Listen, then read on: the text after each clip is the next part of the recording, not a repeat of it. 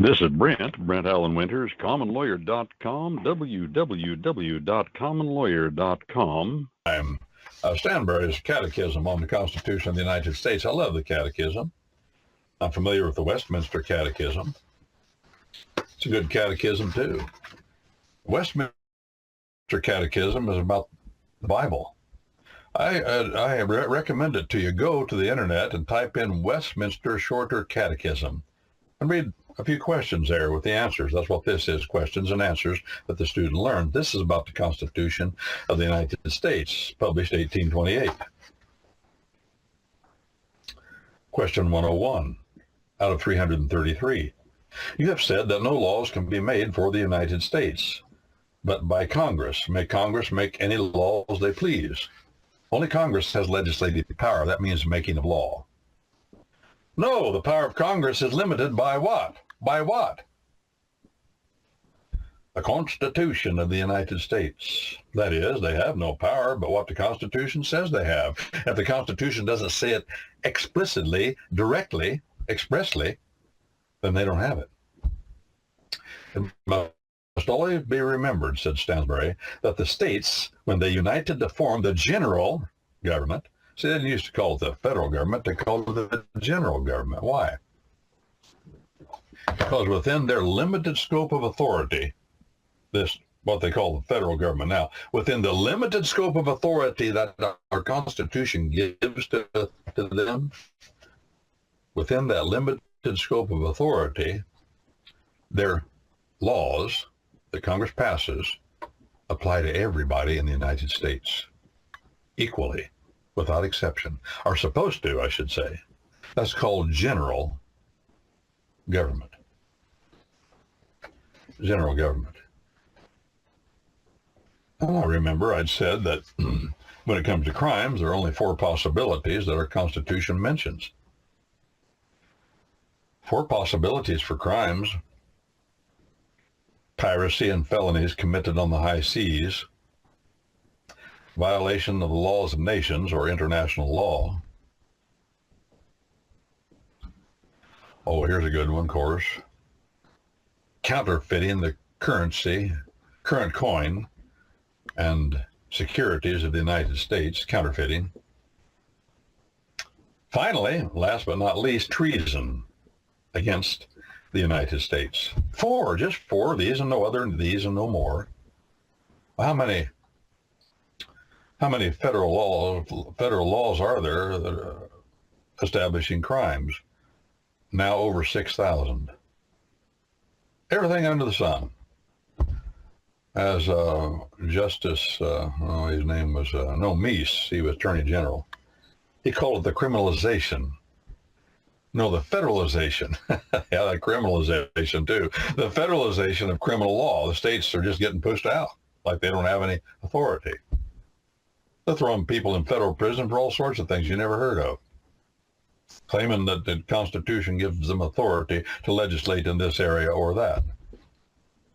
Using the Commerce Clause primarily to say, well, everything affects commerce, so we can pass legislation about everything. There's a book out there. You can look it up, a book. I mentioned a book. Somebody said to me yesterday in the chat, thanks a heap, Brent, for recommending your brother's book about piracy. My brother wrote a book about piracy. It's kind of funny. In the preface, he writes some kind of a preface, and he writes like he's talking like a pirate, using the old pirate lingo from the movies and stuff, you know. Well, it's not really about piracy. It is about piracy. It's about a different kind of piracy than piracy on the high seas. It's about people who pirate in violation of the copyright laws of the United States. He's a patent lawyer. So he wrote a book about piracy, and people all over the world are pirating all sorts of our copyrighted material here in the United States, and people in the United States are doing it too. It's a criminal act. You can go to federal prison 6 months, a year, all sorts of stuff. Now, that's in the Constitution. Copyright is it's a general government Washington, D.C. general government subject. So that's okay. But the general government in Washington, D.C. has limited jurisdiction. Remember this. This is an overarching statement. To understand how this Constitution of the United States works, your state government is a government of unlimited jurisdiction within the boundaries of your state. Your state government, this is fundamental, is a government, supposed to be under this document called the Constitution, a government of sovereign, unlimited jurisdiction within the boundaries of your state. The government in Washington, D.C., by contrast, is a government of limited jurisdiction, very limited, limited to just the things that the Constitution lists.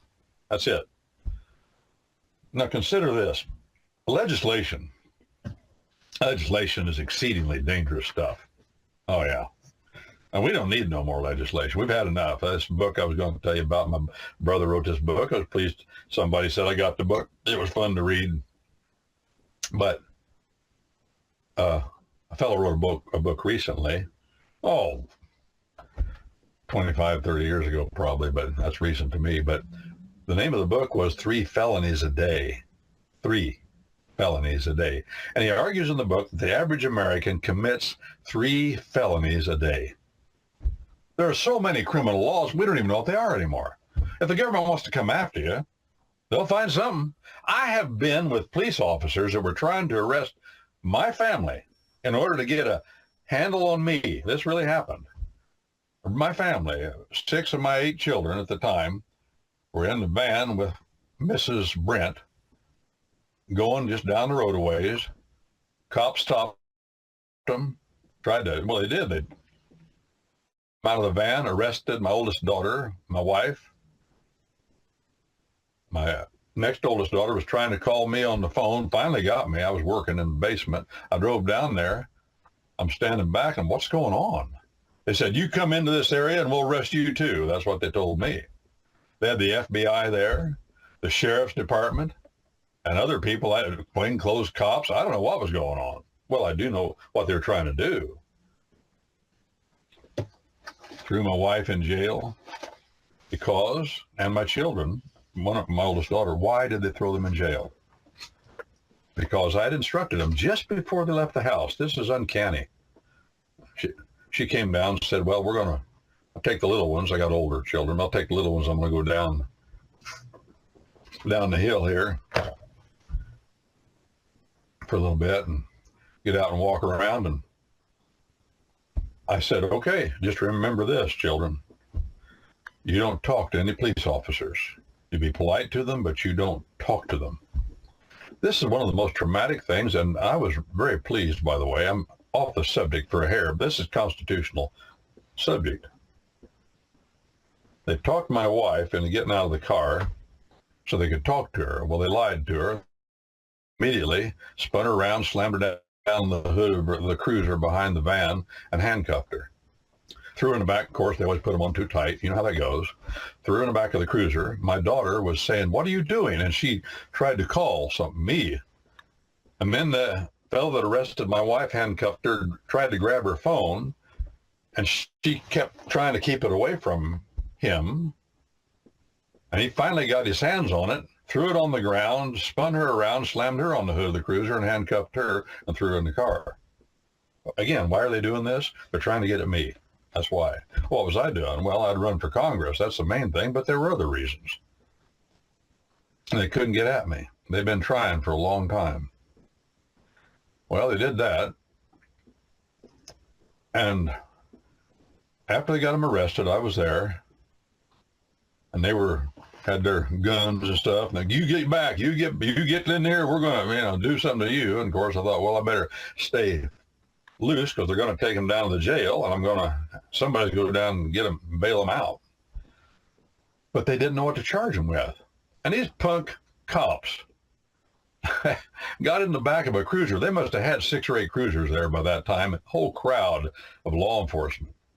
And they got out this great big paperback book that had all the statutes of the state in it, and they were thumbing through it trying to find something to charge them with. Because if they didn't charge them, they're vulnerable.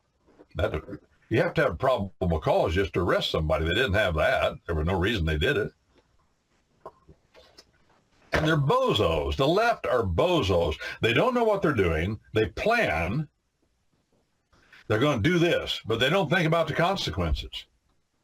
They don't. That's what's happening now to those that are opposing Trump. They're just haphazardly stepping and fetching, trying to think of something to do to keep them getting thrown in jail. That's all. That's the way these cops are. Well, we did. I put them in federal court for 4 years.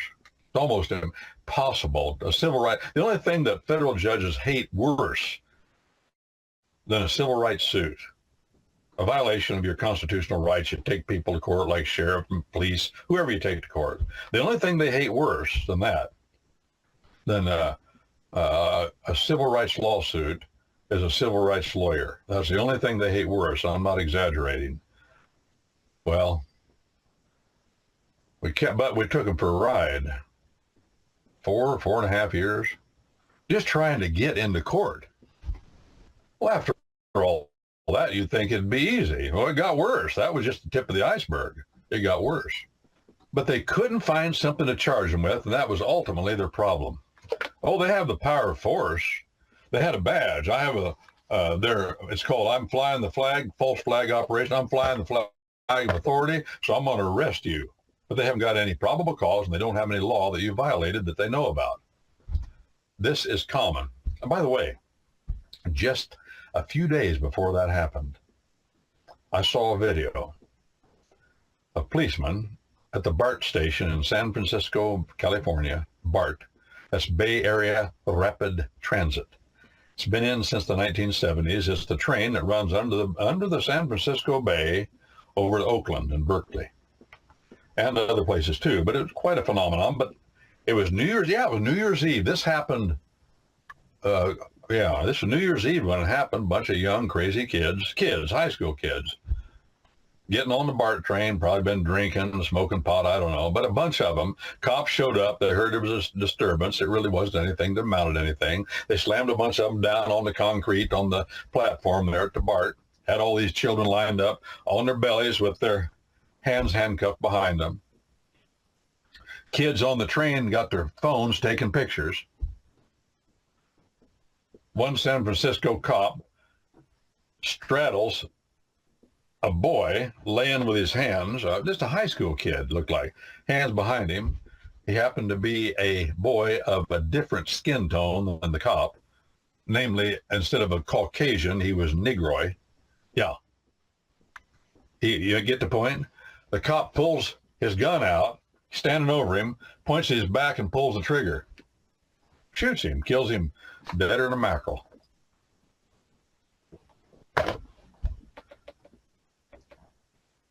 He went to trial for it. I think he just got slapped maybe. I don't remember what it was. It wasn't much.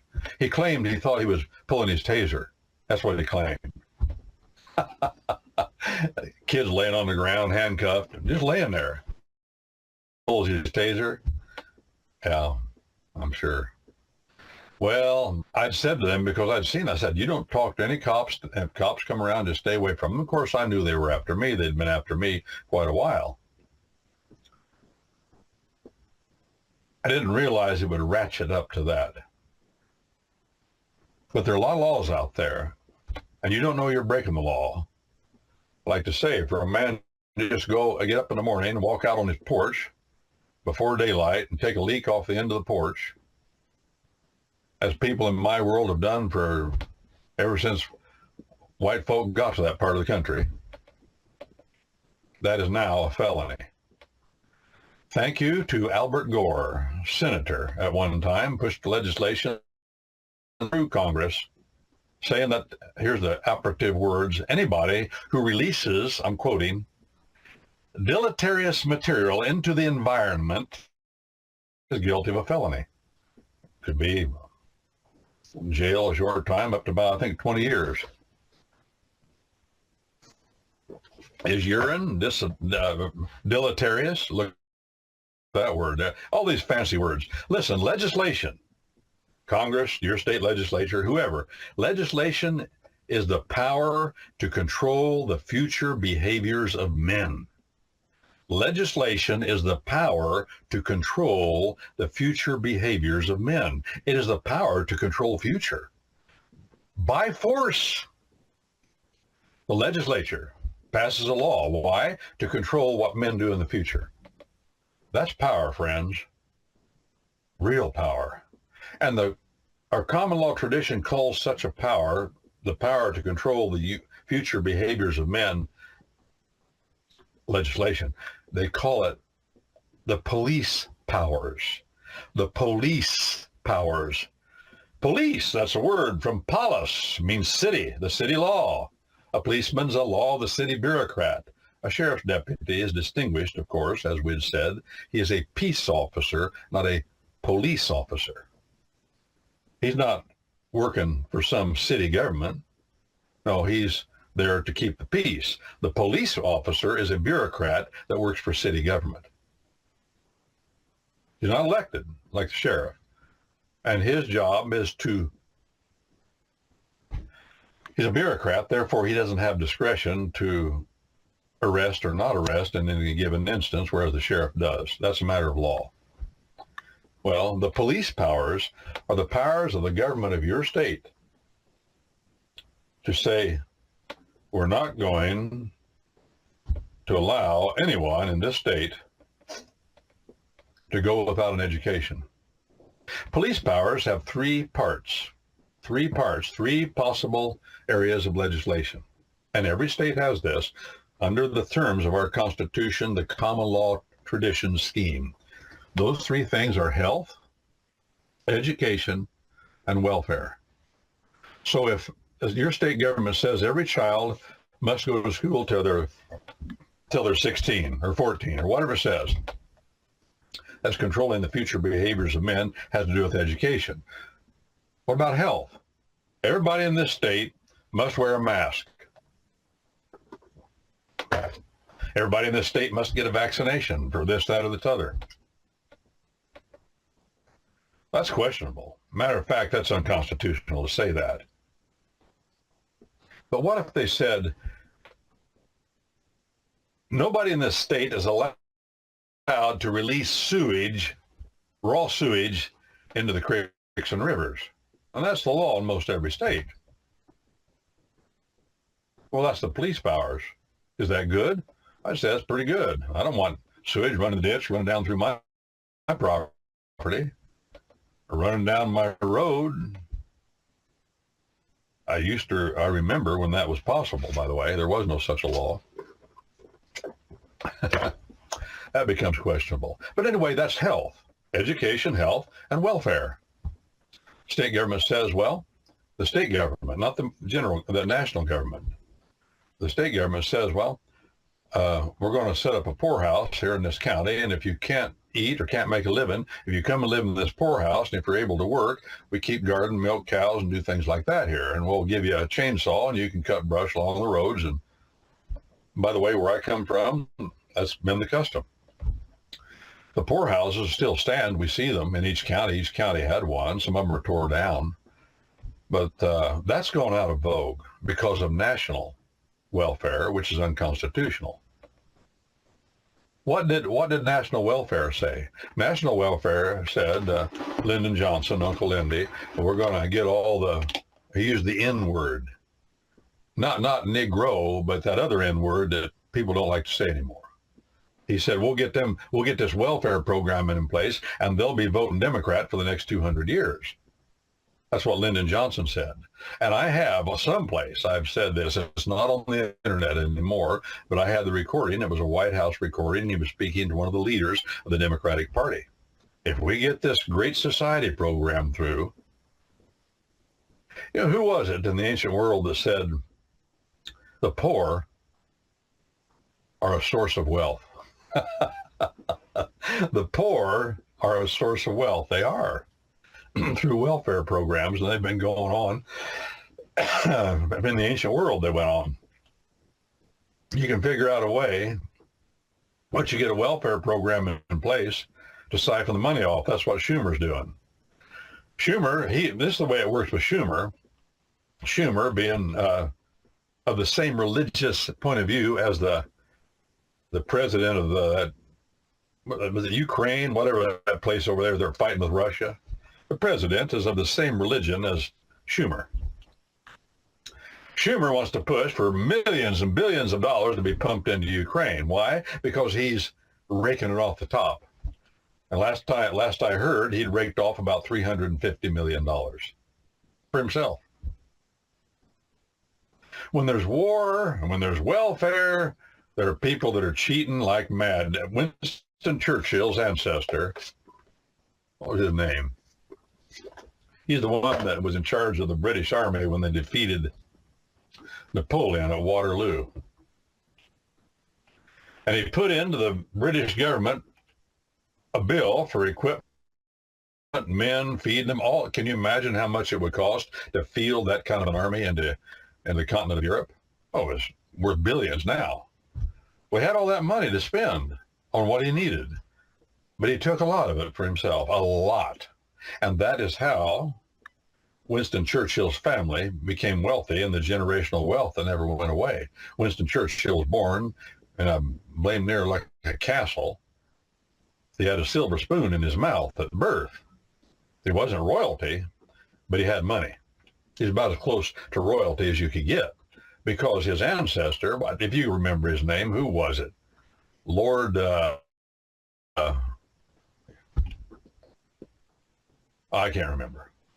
But that's where the family fortune came from.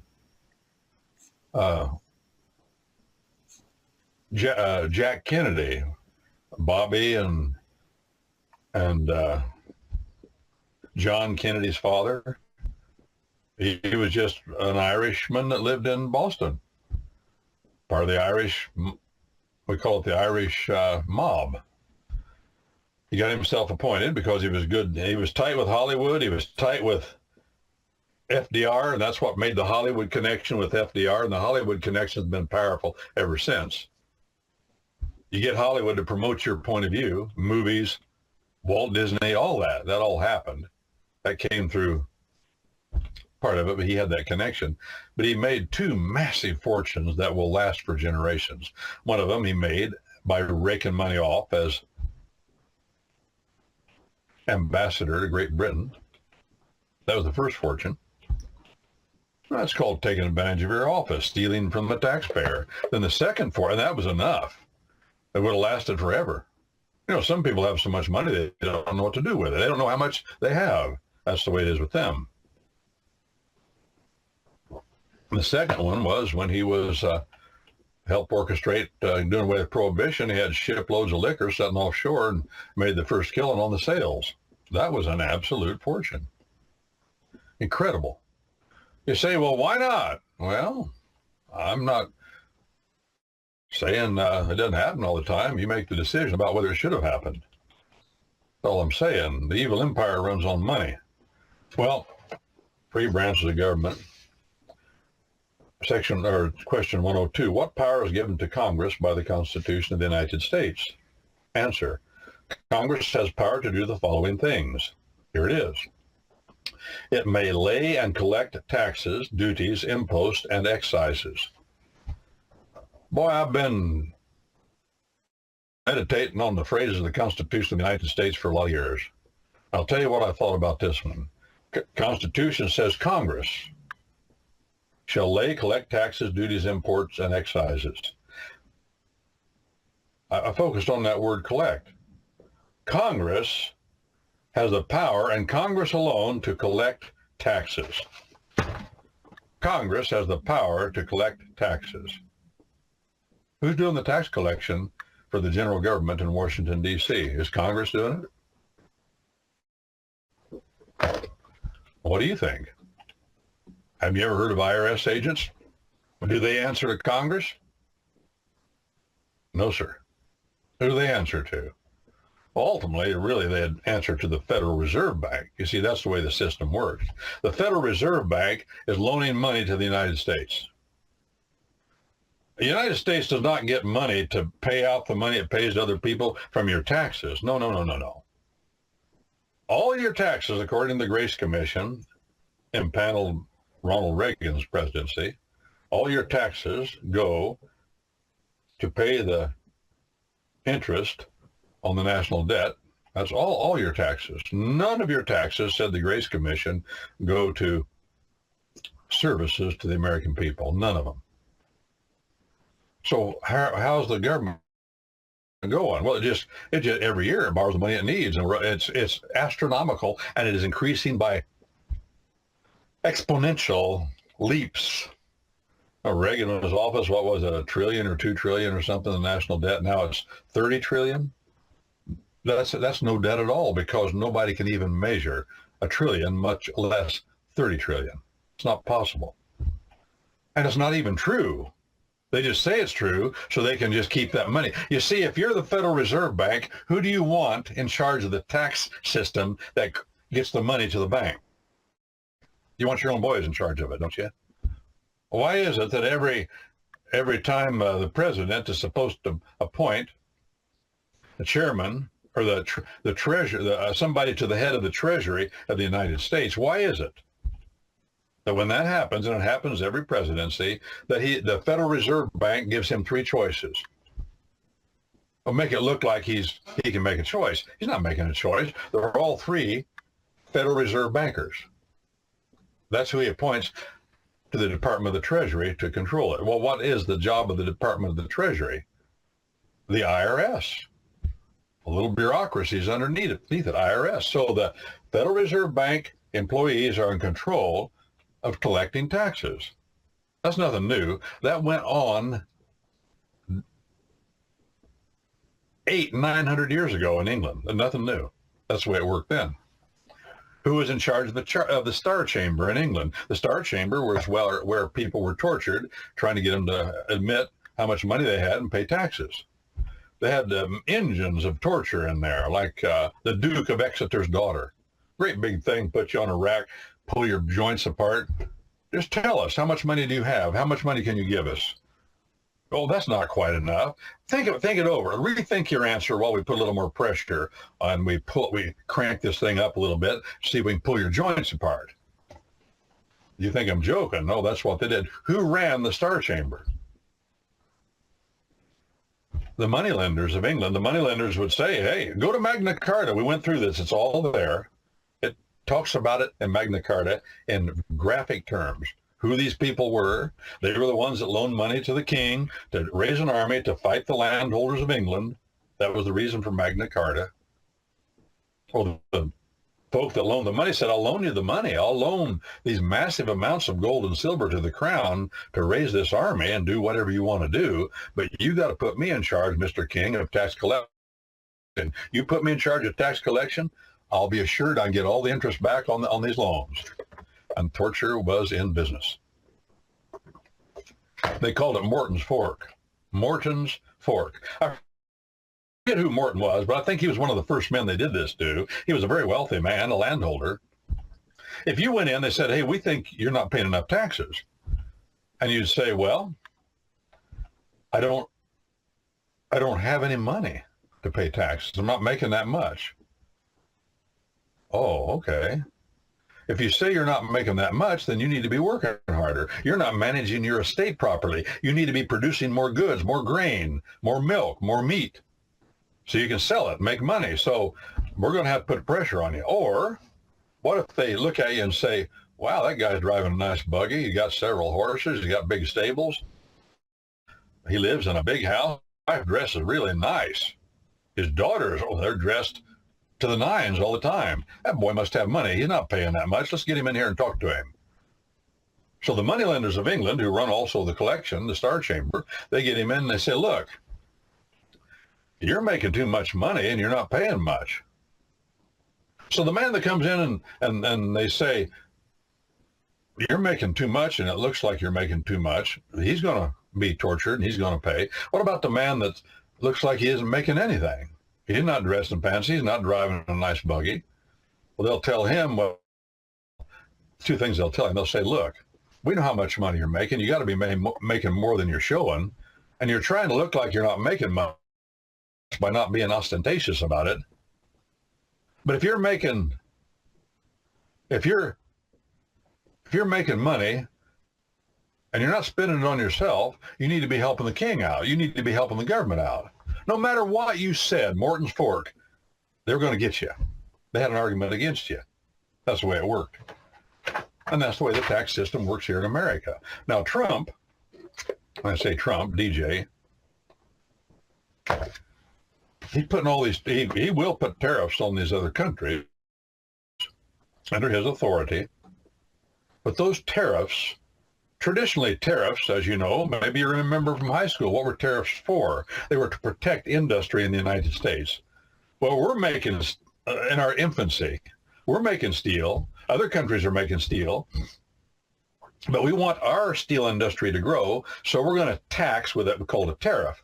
We're going to tax steel coming into the United States. That will give the steel industry in America incentive to make more steel so they can sell in America, because they're not competing with foreign steel makers, foreign manufacturers of cotton, foreign manufacturers of generators, whatever it is. Tariffs traditionally were used to protect the home industry. That's not what's going on here. Trump's not talking about protecting the home industry. What's he talking about? We're going to slap a tariff on you, so we'll have your money, and the income tax system will go away. That's really what it's boiling down to. Why should Americans be paying? We've got the market. We've got the ability to buy. China would die without us buying all the things we buy from them. We put a little bit of a tariff on all that. We get a lot of money.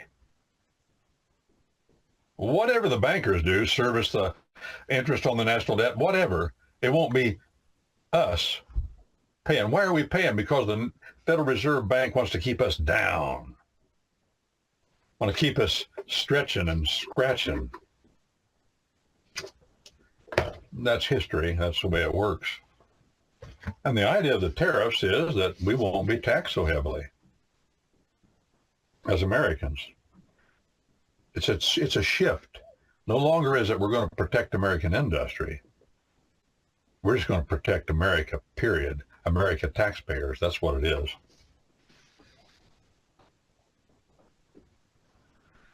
But it says here that Congress, I'm going to make one more point about this. It says that Congress shall have the power to lay and collect taxes. Listen, if we followed the Constitution and Congress were the ones collecting the taxes instead of the IRS, how long do you think that those congressmen would stay in office? If we didn't like the way they were doing it.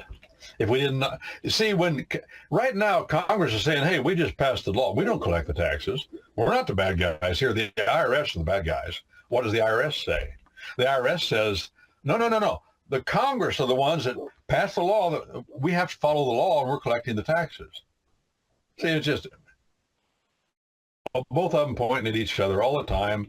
And most people don't have time to stop and consider what the problem is. It seems like confusion. Well, what is it really? The Constitution of the United States puts the power to collect taxes with Congress, and Congress is not collecting the taxes. That's a travesty. Because if Congress were collecting the taxes, let me say this again, if they were doing the whole caboodle, start to finish, laying, collecting, they would be vulnerable. Every time they came up for election, that'd be every 2 years. They'd straighten up their act real quick, wouldn't they? God help us. All we got to do is read it and just say, wait a minute, what is this saying? Well, that's what it says. Congress has the power to collect taxes, not the executive branch, the IRS, the Treasury Department. Right now, they're saying the IRS is under the Treasury Department. The Treasury Department is under the President of the United States. The Treasury Department, always going to be right now, is an employee of the Federal Reserve Bank. They just want their interest back. That's why they're collecting the taxes. They're in charge of tax collection. That's why it gets so ugly and brutal. You're dealing with bankers, friends. They're going to get their money. And all the money that's collected in income taxes, again, according to the Grace Commission, goes to pay the interest on the national debt. It does not go to services. How do we get money for services? To pay our military? To pay our judges? How do we do that? Just borrow more money. And the Federal Reserve Bank loves it. They know it's a cycle that'll never stop now. There's no way anybody could ever, or a country, or the whole world could pay that national debt. I used to say when I'm running for Congress, I said, if somebody will tell me who we owe that money to,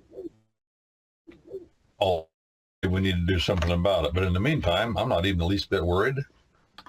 I don't care. It's unlawful to start with. So do I owe somebody? Does America owe the Federal Reserve Bank something? No, they owe America. The Federal Reserve Bank owes America. They owe us. Just get out of business. You know, there's only the last time. Oh, I'm forgetting my history. The last time we had a surplus of trade in America was 1975. In 1975, we were on top of the world in this sense. By the way, in 1975, get this, over 95% of Americans, according to all the polling, over 95% of Americans claim to be Christian. 1975, that was the peak of that idea. 1975 was the last time, my friends, that America had a trade surplus. We were taking in more through international trade than was going out. It's just the opposite now with every country. Why 1975? Well, if you remember, Dick Nixon was president. He resigned. Gerald Ford became president. It was because of the policies of Dick Nixon.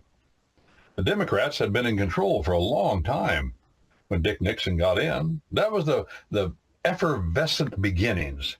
Dick Nixon was the effervescent beginnings, the first bubblings of what would become an absolute boiling over of being fed up. And DJ Trump now is that absolute boiling over of being fed up. What they do to Dick Nixon, they ran him out of office. They threatened to put him in jail. Was he guilty? Guilty of what?